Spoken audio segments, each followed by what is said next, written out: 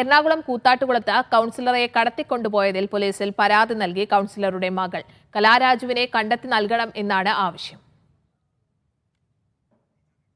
Sijo V John വിവരങ്ങൾ പങ്കുവയ്ക്കാൻ ചേരുന്നുണ്ട്. സിജോ, ഇപ്പോൾ ഈ കലാരാജുവിനെ കടത്തിക്കൊണ്ടുപോയതുമായി ബന്ധപ്പെട്ട് പോലീസിൽ പരാതി നൽകിയിരിക്കുകയാണ് മകൾ. എന്തൊക്കെയാണ് കൂത്താട്ടുകുളത്ത് നടക്കുന്നത്?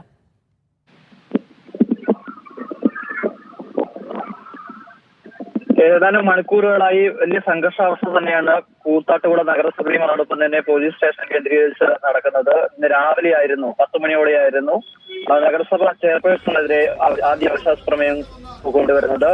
ഇത് പരിഗണിക്കുന്നതിന് തൊട്ട് മുമ്പാണ് UDF അംഗത്തിന് ഒപ്പമെത്തിയ LDF അംഗം ലത കലയെ തട്ടിക്കൊണ്ട് പോകുന്നത്. അത് CPM പ്രാദേശിക നേതാക്കളുടെ നേതൃത്വത്തിലായിരുന്നു ഇത്തരത്തിലുള്ള തട്ടിക്കൊണ്ടുപോകൽ നടക്കുകയും ചെയ്തത്. അതിന് പിന്നാലെയാണ് മകൾ ഇപ്പോൾ പോലീസിൽ പരാതി നൽകിയിരിക്കുന്നത്.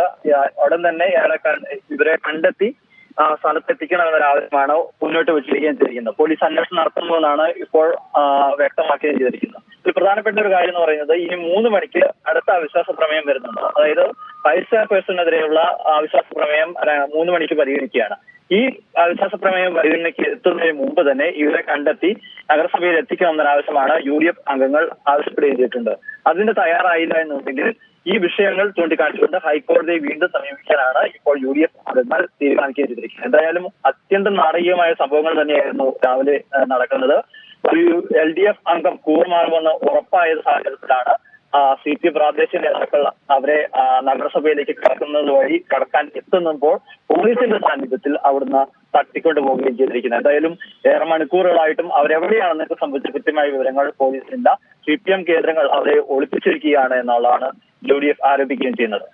സിജോ, സാധാരണ നമ്മൾ ഈ ഒരു സംസ്ഥാനത്തിന്റെ ഒക്കെ ഭരണം പിടിക്കാൻ MLA-മാരെയൊക്കെ ഇങ്ങനെ കടത്തിക്കൊണ്ടുപോകുന്നതും ഗസ്റ്റ് ഹൗസുകളിലേക്കൊക്കെ മാറ്റുന്നതും ഒക്കെ നമ്മൾ നേരത്തെയും വാർത്തകളിൽ കണ്ടതാണ്. ഇപ്പോൾ ഈ നഗരസഭയുടെ ഒരു ഭരണവുമായി ബന്ധപ്പെട്ടും ഇങ്ങനെ തന്നെയുള്ള കാര്യങ്ങളുടെ പോക്ക് ഇങ്ങനെയാകുന്നു. അതോടൊപ്പം തന്നെ നിലവിൽ അവിടെ ഈ പ്രതിഷേധം UDF-ന്റെ ഭാഗത്തുനിന്ന് നേരത്തെ മണിക്കൂറുകൾക്ക് മുൻപ് വലിയ രീതിയിലുള്ള പ്രതിഷേധമൊക്കെ ഉണ്ടായിരുന്നു. ഇപ്പോഴും അത് തുടരുകയാണോ? കൂത്താട്ടുകുളം പോലീസ് സ്റ്റേഷനിൽ UDF-ന്റെ പ്രതിഷേധം തുടരുകയാണ്. എറണാകുളം DCC പ്രസിഡന്റ് മുഹമ്മദ് ഷിയാസ് ഉൾപ്പെടെ സ്ഥലത്തെത്തിയിട്ടുണ്ട്. അനൂപ് ജാക്കബ് MLA ഉണ്ട്. ഇവർ പറയുന്നത് ഈ അടുത്ത അവിശ്വാസ പ്രമേയം അവതരിപ്പിക്കുന്നതിന് തൊട്ട് മുമ്പ് ഈ കലയെ ഇവിടെ എത്തിക്കണം എന്നുള്ള ഒരു കാര്യമാണ് ആവശ്യപ്പെടുകയും ചെയ്തിരിക്കുന്നത്. എന്തായാലും അന്വേഷണം തുടരുന്നുവെന്നാണ് പോലീസ് വ്യക്തമാക്കുകയും ചെയ്യുന്നത്. പക്ഷെ ഇതുവരെയും അവരെ കൗൺസിലറെ കണ്ടെത്താൻ സാധിച്ചിട്ടുമില്ല. ഇത് പ്രധാനപ്പെട്ട ഒരു കാര്യം എന്ന് പറയുന്നത്, ആദ്യം പറഞ്ഞതുപോലെ തന്നെ ഈ ഒരു 13 ഒരു അരംഗത്തിന്റെ പിന്തുണ ഉണ്ടെന്നുണ്ടെങ്കിൽ സ്വാഭാവികമായി UDF-ന് ഇവിടെ നഗരസഭാ ഭരണം പിടിക്കാവുന്ന ഒരു സാഹചര്യമാണ്. കാരണം LDF-ന് 13 അംഗങ്ങളുണ്ട്, UDF-ന് 11 അംഗങ്ങൾ ആണുള്ളത്. അതോടൊപ്പം തന്നെ സ്വതന്ത്രന്റെ പിന്തുണ കൂടിയുണ്ട്. അങ്ങനെയാണെന്നുണ്ടെങ്കിൽ സ്വതന്ത്രന്റെ പിന്തുണ കൂടി 12 എന്നൊരു സംഖ്യയിലോട്ട് എത്തും.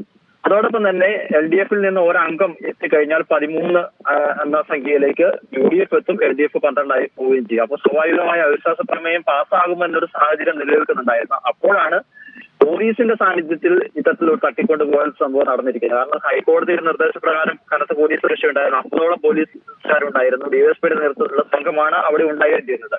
ആ സ്ഥലത്തേക്ക് UDF അംഗത്തിന്റെ കാറിൽ എത്തുമ്പോഴാണ്, കടന്നു വരുമ്പോഴാണ്, ആ വാഹനത്തിൽ നിന്ന് പുറത്തിറങ്ങി നടന്നു പോകുമ്പോഴാണ് ബലം പ്രയോഗിച്ച് അവിടുന്ന് കൊണ്ടുപോവുകയും ചെയ്തിരിക്കുന്നത്. അതായത് നമുക്ക് ദൃശ്യങ്ങളിലൊക്കെ വളരെ വ്യക്തമാണ്. സഹ കൗൺസിലർമാരെ, UDF കൗൺസിലർമാരെ ഈ അംഗങ്ങൾ തള്ളി മാറ്റുന്നതും അവിടുന്ന് കടത്തിക്കൊണ്ട് പോവുകയും ചെയ്യുന്നത്. എന്തായാലും ഒരു നഗരസഭയുടെ ഭരണം പിടിക്കുന്നതിന് വേണ്ടിയിട്ടാണ് ഇത്തരത്തിൽ കയ്യാങ്കളിയൊക്കെ നടക്കുന്നതാണ് ഏറ്റവും പ്രധാനപ്പെട്ട കാര്യം. എന്തായാലും കോടതിയുടെ പരിഗണനയിൽ ഈ വിഷയം നേരത്തെ വന്നതാണ്. സ്വാഭാവികമായും വീണ്ടും ഇത് ഹൈക്കോടതിയുടെ പരിഗണനയിലേക്ക് ഈ വിഷയം ഉന്നയിക്കാൻ വേണ്ടിയാണ് തീരുമാനിച്ചിരിക്കുന്നത്. ഇന്നത്തെ ഈ സംഭവവികാസങ്ങളോടുകൂടി ഇതെന്താ അവസാനിക്കുമെന്ന് പ്രതീക്ഷിക്കേണ്ട. വീണ്ടും അടുത്ത ദിവസങ്ങളിൽ തന്നെ ഇത് തുടർച്ചയുണ്ടാകുമെന്ന് തന്നെയാണ് നമ്മൾ കരുതുകയും ചെയ്യുന്നത്.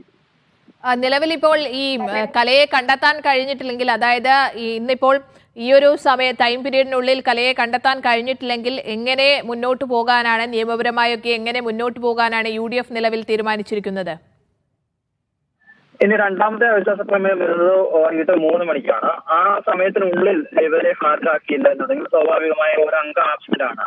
അതുകൊണ്ട് തന്നെ ഇതിൽ നിന്ന് ഈ ഇതിൽ പങ്കെടുക്കുന്നില്ല എന്ന് ചൂണ്ടിക്കാണിച്ചുകൊണ്ട് ഇത് സംബന്ധിച്ച നോട്ടീസ് അല്ലെങ്കിൽ അതിന്റെ ഒരു വിശദീകരണം അല്ലെങ്കിൽ ഒരു മറുപടി, ഒരു കത്ത് എന്ന നിലയിൽ തന്നെ ഈ നഗരസഭ അധികാരികൾക്ക് നൽകാൻ വേണ്ടിയാണ് തീരുമാനിച്ചിരിക്കുന്നത്. സ്വാഭാവികമായും അത്തരത്തിലുള്ള ഒരു നടപടികളിലേക്ക് പ്രതിപക്ഷം പോവുകയാണെന്നുണ്ടെങ്കിൽ ഈ വോട്ടെടുപ്പ് നടക്കില്ല.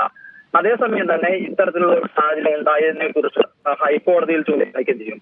നേരത്തെ ഇതുമായി ബന്ധപ്പെട്ട പ്രശ്നങ്ങൾ വന്നപ്പോൾ ഹൈക്കോടതിയാണ് നിർദ്ദേശിച്ചിരുന്നത് ഈ ആശ്വാസ പ്രമേയം നടക്കുമ്പോൾ അവിടെ പോലീസ് സുരക്ഷ ഒരുക്കണമെന്ന്. മാത്യു കുളനാടൻ MLA വഴിയായിരുന്നു അന്ന് കോടതിയെ സമീപിക്കാൻ ചെയ്തിരുന്നത്. അതുകൊണ്ട് തന്നെ ഇന്ന് ഇത് നടന്നില്ല എന്നുണ്ടെങ്കിൽ, ഈ കൗൺസിലറെ ഇവിടെ എത്തിച്ചില്ല എന്നുണ്ടെങ്കിൽ നാളെ ഹൈക്കോടതിയിൽ ഈ വിഷയം ഉന്നയിക്കാൻ വേണ്ടിയിട്ടാണ് ഇപ്പോൾ തീരുമാനിച്ചിരിക്കുന്നത്. എന്തായാലും നിയമപരമായി തന്നെ പോരാട്ടം തുടരും. അതോടൊപ്പം തന്നെ ഇവരെ എത്തിക്കുന്നത് വരെ പോലീസ് സ്റ്റേഷൻ ഉപരോധിച്ചുകൊണ്ടുള്ള സമരം തുടരാൻ തന്നെയാണ് ഇപ്പോൾ കോൺഗ്രസ് തീരുമാനിച്ചിരിക്കുന്നത്.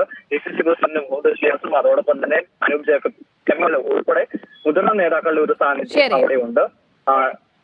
കൂത്താട്ടുകുളം നഗരസഭയിലാണ് ഇത്തരത്തിൽ അതിനാടകീയമായ രംഗങ്ങൾ ഒക്കെ തന്നെ നടന്നത്. സിജോ വി ജോൺ കൊച്ചിയിൽ നിന്ന് വിവരങ്ങൾ പങ്കുവച്ചത്.